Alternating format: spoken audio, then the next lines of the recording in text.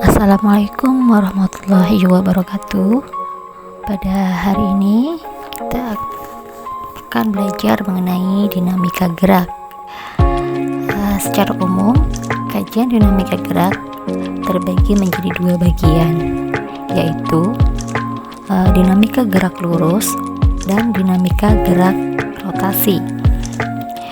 Dinamika gerak lurus adalah suatu dimensi yang paling sederhana di mana suatu benda bergerak dari satu titik menuju suatu arah dengan kecepatan dan jarak tempuh yang tertentu.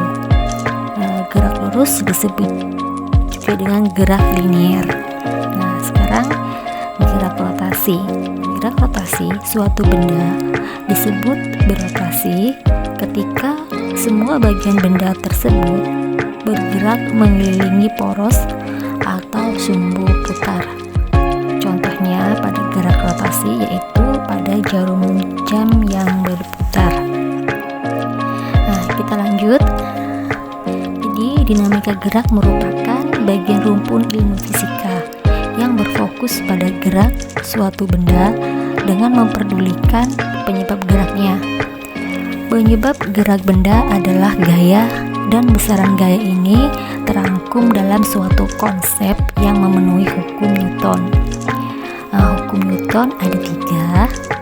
Yang pertama, hukum Newton 1, hukum Newton 2, dan hukum 3 Newton. Dalam hukum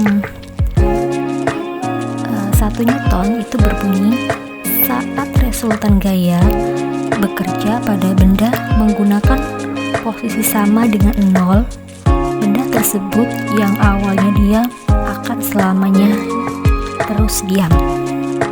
Selanjutnya, hukum Newton 2 yang berbunyi, percepatan yang terjadi karena perubahan kecepatan pada suatu benda dengan resultan gaya atau jumlah gaya yang bekerja pada benda tersebut dan akan berbanding terbalik dengan massa benda.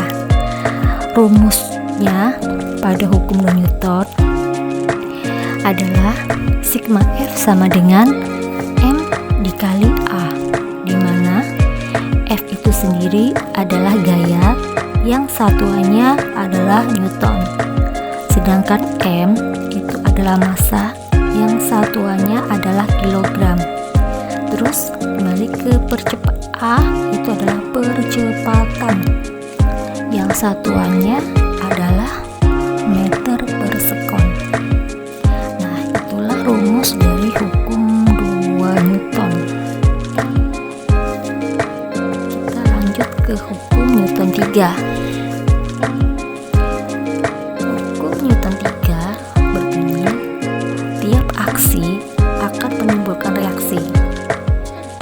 Jadi, apabila suatu benda memberikan gaya pada benda lain, maka benda yang mendapat gaya akan menimbulkan gaya kembali yang besarannya sama dengan gaya yang diterima pada pertama, namun arahnya akan berlawanan. Jadi, hukum 3 Newton ini adalah arahnya akan berlawanan. Karena apa?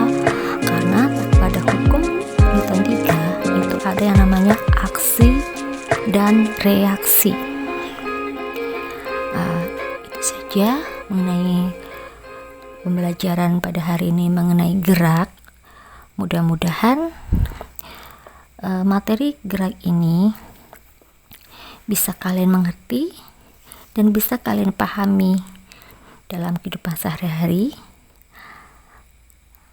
Untuk selanjutnya, kita sampai jumpa nanti. Assalamualaikum warahmatullahi wabarakatuh.